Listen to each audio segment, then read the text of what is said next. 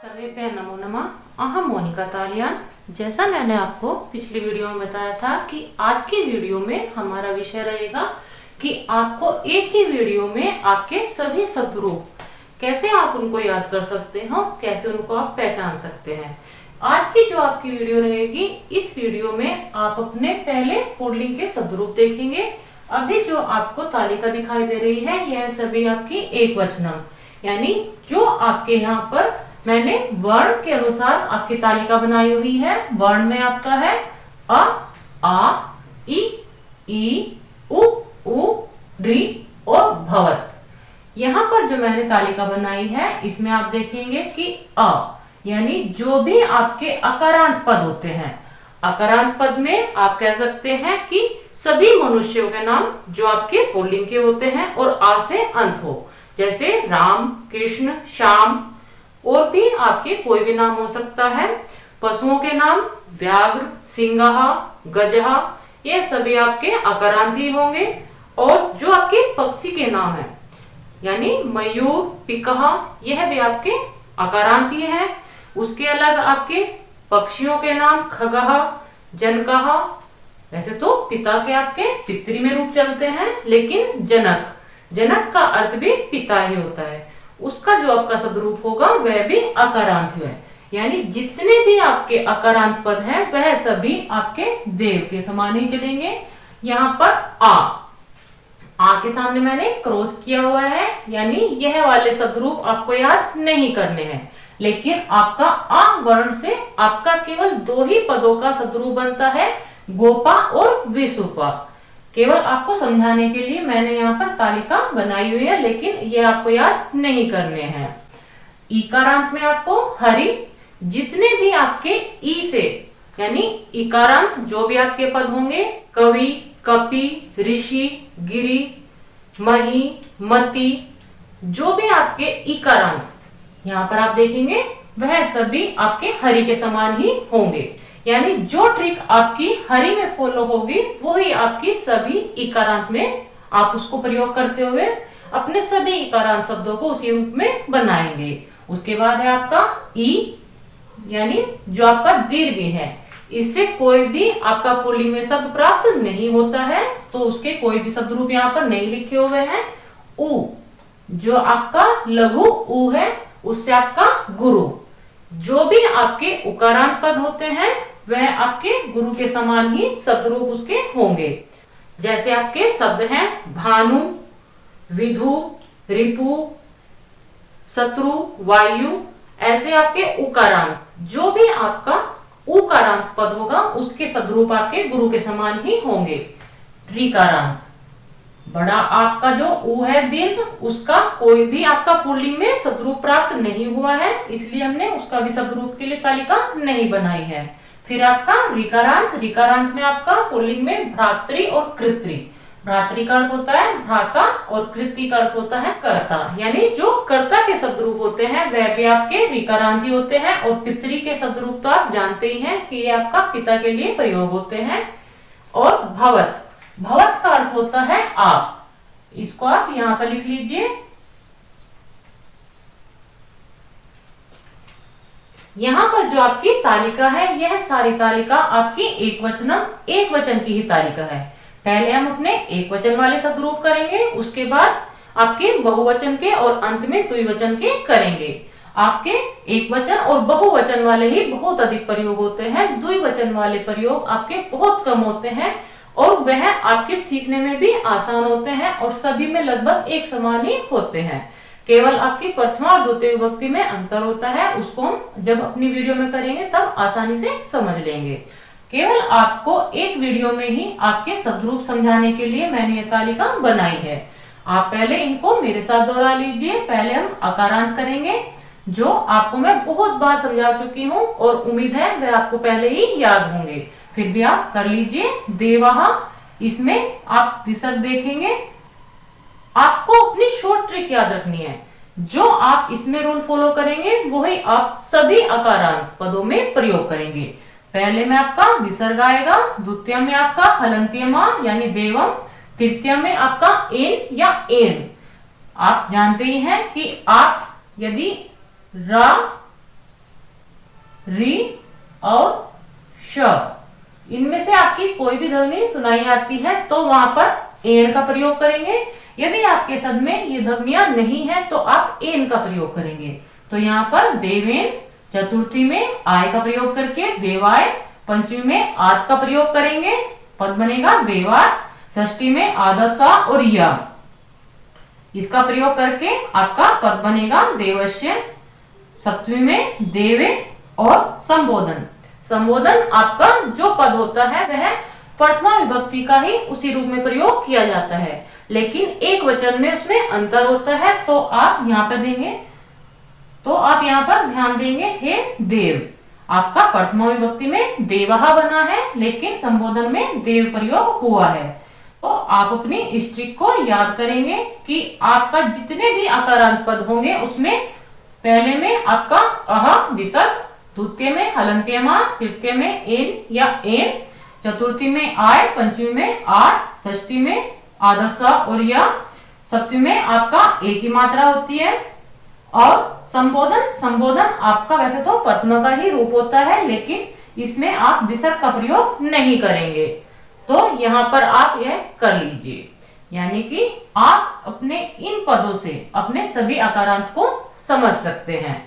आप आगा देख लीजिए। वैसे तो आपको आगा नहीं याद करना है, लेकिन जो आपके 9th और 10th के छात्र हैं वह भी हो सकता है इस वीडियो को देख रहे हो, तो उनके लिए आपका यह लाभदायक है। 9th और 10th में आपका आकारांत का प्रयोग हो जाता है। तो आपको आ का शब्द रूप आप कह सकते हैं। आकारांत जो आपके शब्द रूप होंगे पुल्लिंग में वह मैंने गोपा का लिया है। ऊपर आप देखेंगे मैंने शब्द लिखा हुआ है, यानी ऊपर इस लाइन से जो भी आपके हैं वह शब्द हैं जिनका हमने अपने शब्द रूप में प्रयोग किया है। यहाँ पर आपकी विभक्तियां, मैंने विभक्तियां लिखी हुई है, संबोधन आपका अंत में लिखा हुआ है। गोपा का कर लीजिए, गोपाह, गोपाम, गोपा, गोपे, गोपहा, गोपहा, गोपी, हे गोपाह। इसको करने के बाद आप इसमें भी जो छोटे छोटे पॉइंट है उनको आपको ध्यान रखना है। जैसे गोपाह ये आपको विसर्ग है, उसी प्रकार से गोपाम इसमें हलंत्यमा है। तृतीय विभक्ति यहाँ पर आप कह सकते हैं कि तृतीय से आपका सप्तमी विभक्ति तक सभी अलग हैं। वैसे तो आपको ये याद नहीं करना है, लेकिन हो सकता है कि बड़ी क्लास के बच्चे इसको देख रहे हैं तो वह विशेष रूप से ध्यान दें। गोपा आपकी द्वितीय विभक्ति में, गोपे जो आपका एक ही मात्रा यहाँ पर सप्तमी विभक्ति में है वह आपकी एक ही मात्रा आपको चतुर्थी विभक्ति में दिखाई देगी, लेकिन जो आपका अकारांत पद होता है उसमें आपका सप्तमी विभक्ति में ही एक ही मात्रा होगी। तो आपको यह विशेष रूप से ध्यान रखना है कि हमारे किस विभक्ति में कौन सी हम इजी ट्रिक का प्रयोग कर रहे हैं और कहां पर हम कुछ अलग अलग विशेषताओं से अपने शब्द रूप को पहचान रहे हैं। पंचमी और षष्ठी आपकी एक समान है, गोपहा, गोपहा, और सप्तमी आपका गोपी। इस रूप में आपका प्रयोग होगा। जैसे मैंने आपको बताया है आकारांत में केवल 2 ही शब्द प्राप्त होते हैं, गोपा और विशुपा। उन दोनों के शब्द रूप इसी रूप में चलेंगे। संबोधन में आपका प्रथमा का ही इन्होंने वापस प्रयोग किया है, हे गोपाह। हरि यह आपको याद करने हैं, क्योंकि हरि के शब्द रूप आपसे बहुत पूछे जाते हैं। हरि के कह लीजिए या इकारांत में कपि, मुनि, इस प्रकार के जो भी आपके इकारांत पद हैं उनके शब्द रूप आपसे पूछे जाते हैं। इकारांत के जो भी शब्द रूप होंगे वह आपके हरि के समान ही होंगे। जो ट्रिक हम अपने हरि में प्रयोग करेंगे वही आप सभी इकारांत में प्रयोग करके उनसे अपने शब्द रूप बना सकते हैं। शब्द रूप में आपको अभ्यास करना है। जितना आप अभ्यास करेंगे, और अभ्यास भी आपको अधिक नहीं करना है, केवल 1 या 2 शब्द पर उनको प्रयोग करके देख लीजिए। यदि आपकी ट्रिक फॉलो हो रही है तो उसको आप अपने हर इकारांत, आकारांत, उकारांत, रिकारांत सभी पर प्रयोग कर सकते हैं। केवल आपको की ट्रिक याद होनी चाहिए। हरि को आप दोहरा लीजिए, हरि ही। प्रथमा में आपका विसर्ग होगा, द्वितीय में हरिम, तृतीय में हरिणा, चतुर्थी में हरिये। जैसे मैंने आपको बताया था कि एक ही मात्रा आपकी चतुर्थी विभक्ति में प्रयोग होगी। पंचमी में हरे, हरे, आप विसर्ग के साथ एक ही मात्रा का प्रयोग कर रहे हैं। सप्तमी में हरव, और संबोधन में हे, हरे। आपका संबोधन एक वचन हमेशा अलग होता है। द्विवचन और बहुवचन आपका ऊपर जो आपकी प्रथम विभक्ति है उसी को रिपीट कर देते हैं, लेकिन एक वचन में वह अलग होता है। तो आप संबोधन पर भी ध्यान देंगे। यहाँ पर जैसे हरिपद है, इसके स्थान पर यदि आप कपि लेते हैं तो उसको भी आप कर लीजिए कपि ही, कपीम, कपिना।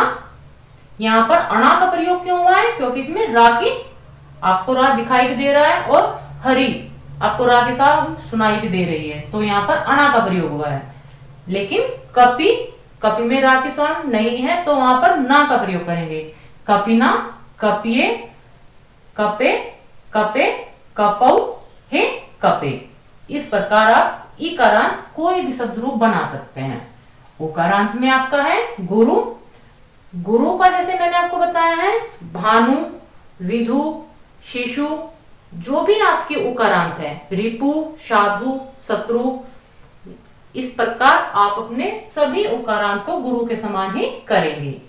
प्रथमा में आपका विसर्ग के साथ गुरु, गुरु, गुरुणा, गुरुवे, गुरु, गुरु। पंचमी और षष्ठी विभक्ति आपकी एक समान है, गुरव, हे, गुरु। आप अपने शब्द रूप में यह छोटे छोटे पॉइंट देखिए कि कौन सा आपका एक समान है, कहां पर उसमें अंतर आया है। प्रथमा विभक्ति को और द्वितीय विभक्ति को आप सभी में एक समान देख सकते हैं कि प्रथम विभक्ति में आपके विसर्ग ही आए हुए हैं, द्वितीय विभक्ति में आपका हलंत्य मा ही आया हुआ है और अणा, अणा ये रा की ध्वनि के कारण है। रा की ध्वनि यदि नहीं होगी तो वहां पर ना का प्रयोग हो जाएगा। चतुर्थी में एक ही मात्रा है, यहाँ पर इकारांत को ई को या आदेश हो जाता है, ये आप जानते ही हैं, उसके साथ एक ही मात्रा है। उ को व आदेश हो जाता है, उसके साथ एक ही मात्रा है। गुरो, गुरो, यहाँ पर हरे, हरे है, यहाँ पर गुरो, गुरो है। हरऊ और गुरऊ यह दोनों ही एक समान है। यहाँ पर देखेंगे ये एक ही मात्रा के साथ है और ये आपका ओ की मात्रा के साथ है, तो आप इसको भी कर सकते हैं। ऋकारांत में जो आपका पितृ है, भ्रातृ है और कृतृ है, इन सभी के शब्दरूप एक समान होंगे। प्रथम विभक्ति आपकी आ की मात्रा के साथ हो जाएगी, पिता। आप यदि भ्राता के देते हैं तो भ्राता हो जाएगा। पित्रम, पित्रा, पित्रे, पितुहु, पितुहु। यह आपका पंचमी और षष्ठी विभक्ति एक समान है। सप्तमी में पितृ और संबोधन में हे, पिता। इस प्रकार आप अपने ऋकारांत को कर लीजिए। भवत के शब्द रूप है आपके भवान, भवंतम, भवता, भवते, भवताः, भवताः, भवति, हे, भवान। भवति जो आपका पद है वह आप देखेंगे कि आपकी भव धातु लट लकार में भी होता है, लेकिन वह आपका क्रिया में प्रयोग होता है। यहाँ पर जो आपका भक्ति पद आया है ये आपका शब्द रूप में है, तो आप यहाँ पर जो भक्ति आया है उसका आप कर्ता के रूप में प्रयोग करेंगे, लेकिन जब आप क्रिया का प्रयोग करेंगे तो वहां पर भवती यानी होता है, वहां पर होता है का भाव देगा भवती। लेकिन यहाँ पर आप पर या आप में, क्योंकि जो आपका यहाँ भक्ति पद है यह आपका सप्तमी विभक्ति का पद है और सप्तमी विभक्ति का जो आपका कारक चिन्ह है वह में पर है। जब भी आप अपने शब्द रूप का प्रयोग करते हैं तो आपको आपके कारक चिन्ह याद होने चाहिए, उनसे ही आप अपने इन पदों का प्रयोग कर सकते हैं या इनका अर्थ कर सकते हैं। जैसे देव ने, देव को, देव से या देव के द्वारा, देव के लिए, देव से अलग होने का भाव, देव का के की, इसमें से कोई भी आप प्रयोग करेंगे। देवे यानी देव पर या देव में, और हे देव ये उनको संबोधन है। उम्मीद है आप अपने एक वचन के शब्द रूप सभी पुल्लिंग के इसी वाली जो मैंने तालिका बनाई है यहाँ से समझ चुके होंगे। अब हम इसको रब करके अपना बहुवचन करेंगे। एक वचन करने के बाद हम अपने इस वाली तालिका में पुल्लिंग वाले शब्द रूप का बहुवचन करेंगे। कहने का अर्थ है कि अब से पहले जो अपनी तालिका देखी है वह हमारी एक वचन की तालिका थी। उस वाली तालिका से हम अपने आ, ई, उ, री और भवत जो आपके शब्द रूप है वह हम बनाना सीख चुके हैं। इस वाली तालिका में हम अपने आ, ई, उ, री और भवत इन सभी के बहुवचन वाले शब्द रूप करेंगे। यहाँ पर केवल आपको उदाहरण के लिए मैंने शब्द लिए हैं, लेकिन जो आपके शब्द हैं वह आपके स्वर के आपको ध्यान रखना है कि जैसे हमारा अकारांत है, मैंने उदाहरण में देव लिया है, आप इसके स्थान पर बालक, किसी का भी नाम, पशु पक्षियों का नाम, या आप कोई भी ऐसा पद ले सकते हैं जो आ से अंत हो।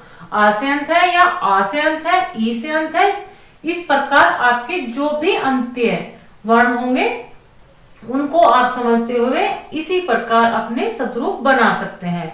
यह तालिका आपकी बहुवचन की है, इस पे आप अभ्यास करेंगे। आकारांत तो आप पहले ही जान चुके हैं, फिर भी आप इनको दोहरा लीजिए। प्रथम विभक्ति में देवाहा, देवान, देवई, देवेभ्य, देवेभ्य, देवानाम।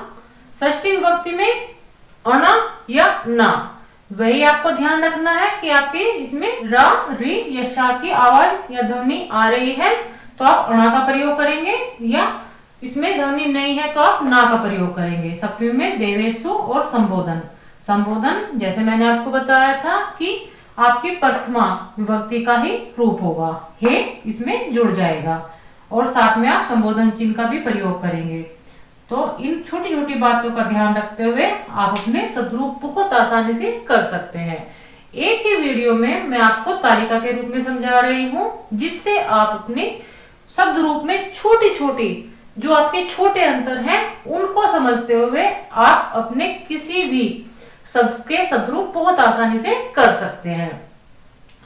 इनमें कारक चिन्ह भी आपको ध्यान रखना है, जैसे प्रथम विभक्ति का कारक चिन्ह है ने, और ये आपका बहुवचन है यानी देवों ने। यहाँ पर यदि हम एक वचन का प्रयोग करते तो देव ने हो जाता, लेकिन ये आपका बहुवचन है तो देवों ने। देवों को, देवों के द्वारा, देवों के लिए, देवों से, देवों काके की, देवों पर या देवों में, हे देव, ये आपका संबोधन है। गोपा शब्द आपको नहीं करना है, लेकिन मैं आपको समझा रही हूँ क्योंकि आपके आ स्वर से इसका अंत हुआ है। गोपाहा के बहुवचन को देख लीजिए, गोपाहा, गोपाहा, ये आपका पंचमी और षष्ठी के एक वचन का भी पद है। तो आपको अपने शब्द रूप में यह ध्यान रखना है कि कौन सा पद आपका, आप एक बार याद करने के बाद उसको कहाँ कहाँ प्रयोग कर सकते हैं। तो गोपाहा जो आपका पद है यह आपका द्वितीय विभक्ति का बहुवचन है और आपकी पंचमी और षष्ठी विभक्ति का एक वचन का भी पद है। गोपा भी, गोपाभ्य, गोपाभ्य, गोपाम, गोपेशु, हे गोपाहा। ये तो आपका जो संबोधन है आपका प्रथम विभक्ति का उसी रूप में प्रयोग होगा, केवल आपको हे जोड़ना है, ये आपको नहीं करना है। लेकिन यदि बड़ी क्लास के बच्चे इस वीडियो को देख रहे हैं तो उनके लिए गोपा जो आपका पद है वह लाभदायक हो सकता है। हरि, हरि में जैसे मैंने आपको बताया था कि जितने भी आपके इकारांत पद होंगे, कवि है, कपि है, मुनि, और इससे भी अलग आपके बहुत सारे इकारांत वाले पद होते हैं, उनको आप हरि के समान ही करेंगे। ये आपका बहुवचन है हरिय। यहाँ पर आप देख सकते हैं कि जो आपका ई है उसका या आदेश हुआ है, इस कारण आपका हरिय पद बना है। लेकिन जो आपका विसर्ग है वह आपका उसी रूप में प्रयोग हुआ है जैसे आपका देवा के साथ प्रयोग हुआ है।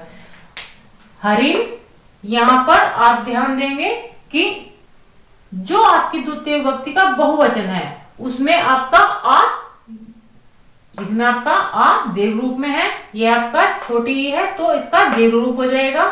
इसको आप यहाँ पर भी देख सकते हैं, गुरु, ऊ आपका बड़ा रूप हो जाएगा यानी दीर्घ रूप हो जाएगा। रिकार में भी आपका बड़ा री यानी उसका दीर्घ रूप हो जाएगा। वैसे तो आपका दीर्घ रिकार नहीं होता है, लेकिन आपका द्वितीय विभक्ति में दीर्घ री ही प्रयोग हुआ है, तो इसको भी आप ध्यान रखिए कि आपका कहां कहां पर यानी किस विभक्ति में आपका दीर्घ रूप होने से आप उसको पहचान सकते हैं। इन्हीं छोटी छोटी बातों से आपको शब्द रूप याद करने हैं और इनको ही आपको पहचानना है। आपसे जो प्रश्न किए जाते हैं, द्वितीय विभक्ति के बहुवचन के लिए प्रयोग किया जाता है, प्रथम विभक्ति का बहुवचन प्रयोग किया जाता है, तृतीय विभक्ति का बहुवचन प्रयोग किया जाता है, और आपका षष्ठी विभक्ति का बहुवचन और सप्तमी विभक्ति का बहुवचन प्रयोग किया जाता है। जितने भी आपके सवाल बनेंगे वो आपके द्वितीय और तृतीय विभक्ति पर विशेष रूप से बनते हैं। प्रथम विभक्ति पर भी आपके सवाल पूछ लिए जाते हैं, लेकिन जो आपके द्वितीय और तृतीय विभक्ति होती है इस पर तो आपको सवाल करना ही करना है, यानी इन पर आपको विशेष रूप से ध्यान देना है। हरि जो आपके इकार है उसको आप दोहरा लीजिए, हरियः, हरि, हरिभि, हरिभ्य, हरिभ्य, हरिणाम। अणा, अणा का प्रयोग आप जानते ही हैं कि यदि आपके शब्द में र, रि और श यह आया हुआ है तो आप अणा का प्रयोग करेंगे, यदि यह नहीं है तो आप ना का प्रयोग करेंगे। हरिषु हे हरि, यह प्रथम विभक्ति का ही रूप आपको यहाँ पर मिल जाएगा। संबोधन का आपका यही नियम है। उ यानी जो आपका लघु ऊ है, जो आपका छोटा ऊ आप उसको कह सकते हैं, या इसका ऊ का लघु रूप है, उसके ही आपके शब्द रूप मिलते हैं। दीर्घ ऊ के आपके शब्द रूप नहीं मिलते हैं। गुरु, ऊ को वकार यानी वा आदेश हो जाता है, जैसे ई को या आदेश होता है उसी प्रकार ऊ को वा आदेश होता है। ये आपका कुछ संधि का नियम होता है। आपके जो शब्द रूप होते हैं वहां पर कुछ कुछ संधि के नियम भी लागू होते हैं, तो आपको संधियों का भी अभ्यास होना चाहिए। संस्कृत की जो व्याकरण है वह एक दूसरे से जुड़ी हुई है। आपको यदि शब्द रूप याद करने हैं तो आपको संधि का ज्ञान होना चाहिए। यदि आपको संधियां करनी है तब आपको के शब्द रूप भी याद होने चाहिए। समास करने हैं उसमें भी आपके शब्द रूप का प्रयोग होता है। जो आपका तत्पुरुष समास है उसमें सारी ही आपकी विभक्तियों के अनुसार शब्द बनते हैं। तो संस्कृत में जो भी आपकी व्याकरण है वो एक दूसरे पर निर्भर है। गुरु का आप शब्द रूप कर लीजिए, गुरुवाह, गुरु। यह दीर्घ रूप जैसे मैंने आपको बताया है कि द्वितीय विभक्ति के बहुवचन में जो भी मात्रा है उसके दीर्घ रूप में ही आ जाएगी। हलंती नाश आप में रहेगा। गुरु भी चतुर्थी का बहुवचन है आपका, गुरुभ्य, गुरुभ्य, गुरुनाम, गुरुषु और आपका हे गुरुआ। आपका षष्ठी विभक्ति में भी दीर्घ रूप ही आपको दिखाई दे रहा है। जो आपकी ऊ की मात्रा होती है इसको आप समझिए कि जो ऐसे रूप में आपको प्राप्त होती है वह छोटा रूप है, और जो आपकी घुंडीदार यानी जिसमें आपकी घुंडी होती है वह आपका दीर्घ ऊ है। तो यहाँ पर आप देखेंगे द्वितीय विभक्ति के आपके बहुवचन में दीर्घ ऊ है और षष्ठी विभक्ति में भी आपका दीर्घ ऊ है। तो आप अपनी इन बातों का ध्यान रखिए। शेष में आपका लघु ऊ का ही प्रयोग हुआ है। सप्तमी में आपका गुरुषु और संबोधन आपका हे गुरुवे। कारक चिन्ह में आप प्रयोग करेंगे तो गुरुओं ने, गुरुओं को, गुरुओं के द्वारा, गुरुओं के लिए, गुरुओं से, ये आपका अलग होने का भाव। आप जानते हैं कि पंचमी विभक्ति में अलग होने का ही भाव होता है। गुरुओं का, के, की या रारे री, इसमें से आप कोई भी प्रयोग कर सकते हैं। गुरुसु यानी गुरुओं पर या गुरुओं में। हे गुरुवाह यानी हे गुरुओं। इस प्रकार आपका यह शब्द रूप हो जाएगा। गुरु के जो आपके शब्द रूप है वह उकारांत है, और जितने भी आपके उकारांत शब्द रूप होंगे वह आपके बहुवचन में गुरु के समान ही होंगे। आपको अपनी ट्रिक जाननी है, यानी इनमें जो प्रयोग हुआ है वही आप रूल अपने उकारांत में सभी में फॉलो करेंगे। ऋकारांत में पित्रः, पितृन, पितृभि, पितृभ्य, पितृभ्य, पित्राणाम, पितृषु और हे पित्रः। इस प्रकार आपके ऋकारांत हो जाएंगे। यही रूल आप भ्रातृ और कृतृ पर करेंगे। आप भ्रातृ पर करके देख लीजिए। ये हो जाएगा आपका भ्रात्रः, भ्रातृ, भ्रातृभि, भ्रातृभ्य, भ्रातृभ्य, भ्रात्राणाम, भ्रातृसु और हे भ्रात्रः। इस प्रकार आप अपने किसी भी ऋकारांत में आपके तीन ही पद पुल्लिंग में प्राप्त होते हैं, पितृ, भ्रातृ और कृतृ। इस पर आप यही रूल लागू करेंगे। भवत में आपके शब्द रूप होंगे भवन्तः, भवतः। जो आपका भवतः पद है यह आपकी एक वचन में पंचमी और षष्ठी में भी भवतः ही पद बनता है। भवद्भि, भवद्भ्य, भवद्भ्य, भवताम, भवत्सु हे भवन्तः। इस प्रकार यह आपके भवत के शब्द रूप हो जाएंगे। भवत के शब्द रूप की वीडियो मैं आपकी अलग से भी बनाऊंगी, लेकिन अभी मैं आपको पुल्लिंग के शब्द रूप एक ही वीडियो में समझा रही हूँ, तो यहाँ पर मैंने भवत के शब्द रूप भी आपको यहाँ पर समझाए हैं। तो भवन्तः भवन्तः में हो जाएगा आप सभी ने, भवतः आप सभी को, भवद भी आप सभी के द्वारा, भवद्भ्य आप सभी के लिए, भवद्भ्य आप सभी से, ये अलग होने का भाव देगा। भवताम आप सभी का के की, इसमें से आप कोई भी प्रयोग कर सकते हैं। भवत्सु आप सभी पर या आप सभी में, हे भवन्तः ये संबोधन है कि आप सभी की, ये आपको संबोधित किया जा रहा है कि हे भवन्तः। इस प्रकार आपके जो ये है तालिका है, यह आपकी पुल्लिंग सदरूप बहुवचन की तालिका है। यहाँ पर आपको वर्ण दिखाई दे रहे हैं, यहाँ पर मैंने शब्द लिए हैं, ये आपकी विभक्तियां हैं। आप अपने इन वर्णों के द्वारा ही अपने सदरूप केवल आपको अभ्यास करना है। एक या दो पदों पर आप अभ्यास कर लीजिए, आपके सदरूप आपको बहुत आसानी से याद हो जाएंगे। अब हम अपने द्विवचन को देख लेते हैं, इसको हम रब करेंगे। इसके बाद फिर हमारी जो तालिका होगी वह हमारी द्विवचन की तालिका होगी। अब तक हमने अपनी वीडियो में एक वचन और बहुवचन को समझ लिया है। अब जो आपके सामने तालिका है वह आपकी पुल्लिंग सदरूप में द्विवचन की तालिका है। वर्ण आपके वही है, अ, आ, ई, उ, री और भवत। आपका आ का कोई भी प्रयोग नहीं है। ई और उ दीर्घ रूप में आपका कोई भी शब्द रूप पुल्लिंग में नहीं प्राप्त होता है। तो आपके जो विशेष रूप से आपको ध्यान रखना है, आकारांत पर रखना है, इकारांत, उकारांत और ऋकारांत, और आपका जो भवत पद है उसका आपको विशेष रूप से ध्यान रखना है। आपके द्विवचन में बहुत ही आसान है, केवल आप अपने 3 पदों को ध्यान में रखकर अपने द्विवचन को समझ सकते हैं। जैसे आपकी प्रथम और द्वितीय विभक्ति एक समान होती है, तो आप अपनी प्रथम विभक्ति को याद करेंगे तो द्वितीय विभक्ति आप स्वयं भी याद रख सकते हैं। तृतीय, चतुर्थी और पंचमी विभक्ति एक समान होती है, इसमें से आप किसी एक को भी याद करेंगे तो शेष आप अपने आप कर सकते हैं। षष्ठी और सप्तमी विभक्ति आपकी एक समान होती है, आप दोनों में से एक याद करिए, दूसरी विभक्ति आप अपने आप ही कर लेंगे। और जो आपका संबोधन होता है वह आपकी प्रथम विभक्ति का ही रूप होता है, साथ में आपको हे प्रयोग करना है और आपका जो संबोधन चिन्ह है उसका प्रयोग करना है। इस प्रकार आपका द्विवचन वाले सदरूप हो जाएंगे। इसमें आपकी एक ही ट्रिक है, जैसे आप देख सकते हैं देव के जो हमारा आकारांत है उसके द्विवचन में देवो देवो, यानी औ औ की जो मात्राएं हैं वह आपके आकारांत में प्रयोग होगी। उसके बाद जो आपकी तृतीय, चतुर्थी और पंचमी विभक्ति है उसमें आपका आभ्याम आभ्याम आभ्याम, इसको आप इसी प्रकार करेंगे। आप ईकारांत में देखेंगे जो आपका पद है वह आपका उसी रूप में होगा और आपका भ्याम आगे लग जाएगा। गुरु में भी भ्याम, पितृ में भी भ्याम और आपका भवत जो आपका पद है उसमें भी भ्याम का ही प्रयोग हुआ है। केवल जो आपका आकारांत है उसका दीर्घ रूप उसके साथ में लग जाएगा। तो आप कह सकते हैं आपको तृतीय और चतुर्थी पंचमी विभक्ति आपको इतनी कठिन नहीं है याद करनी, उसमें आपको केवल भ्याम याद रखना है। जो आपकी षष्ठी और सप्तमी विभक्ति है उसमें आपका मात्रा का रूप नहीं आएगा और आपका साथ में यो, यहाँ पर आप देखेंगे देव्यो और विसर्ग का प्रयोग हुआ है। देव्यो आपका सप्तमी विभक्ति और षष्ठी विभक्ति में आया है। संबोधन आपका प्रथमा का ही रूप है, हे देवो। गोपा को समझ लीजिए, गोपौ गोपौ, इसमें भी अवो की मात्राएं हैं।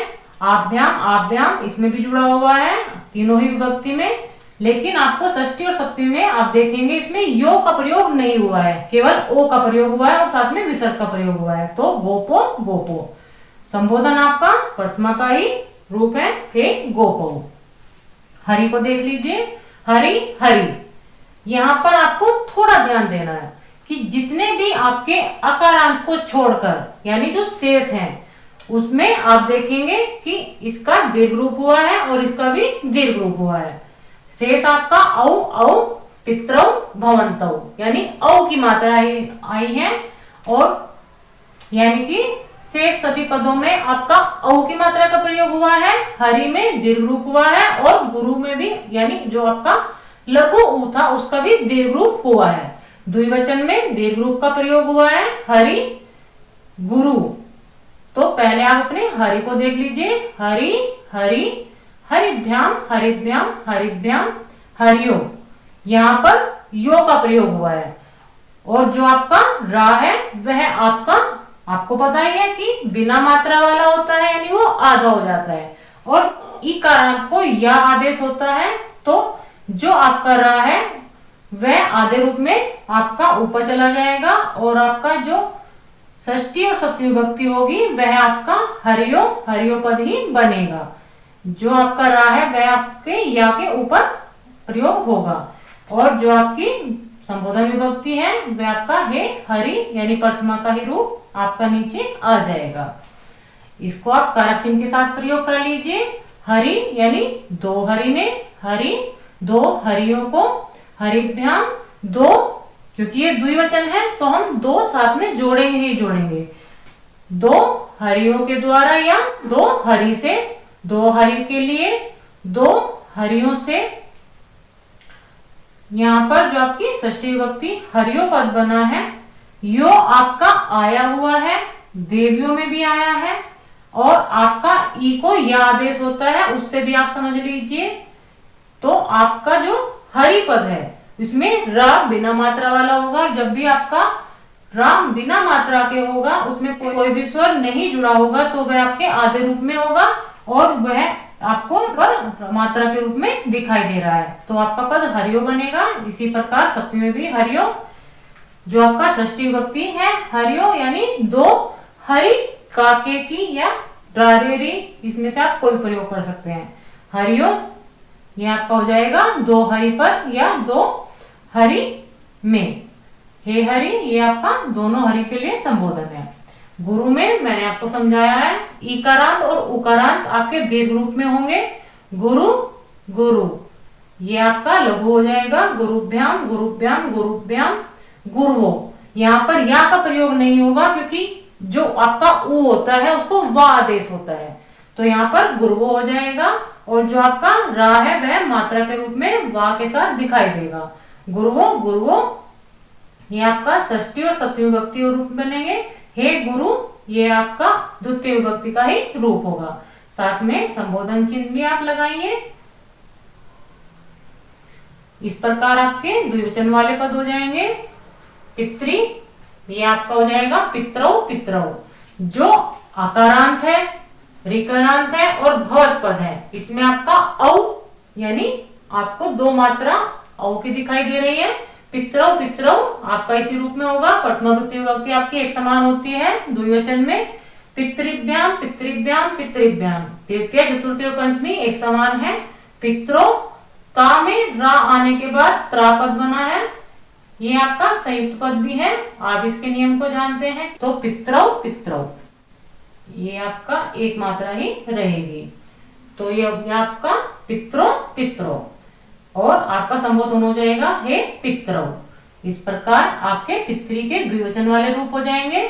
भवत में भवंतौ भवंतौ, प्रथमा द्वितीय एक समान है। भवद्भ्याम भवद्भ्याम भवद्भ्याम भवतो भवतो। आपको भवत के जो शब्द रूप है उसमें षष्ठी और सप्तमी में ध्यान देना है। अब तक जो आपने अपने रूप देखे थे, यहाँ पर यो का प्रयोग हुआ था, ऊ को वकार हो गया था और आपके पितृ में तकार के साथ आपका रा जुड़ने के बाद त्रा बनना था। भवतों में आपका ता है और उसपे आपकी ओ की मात्रा के साथ विसर्ग का प्रयोग हुआ है, पद बनेगा भवतो भवतो। संबोधन में हे भवंतो। इस प्रकार आपके ये शब्द रूप द्विवचन वाले हो जाएंगे। ऐसे ही आप तालिका अपने स्त्रीलिंग के शब्द रूप के लिए भी बना सकते हैं, या आगे जब भी मुझे समय लगेगा तो मैं आपकी स्त्रीलिंग के लिए जो शब्द रूप की तालिका होगी उसको भी इसी प्रकार आपको समझा दूंगी।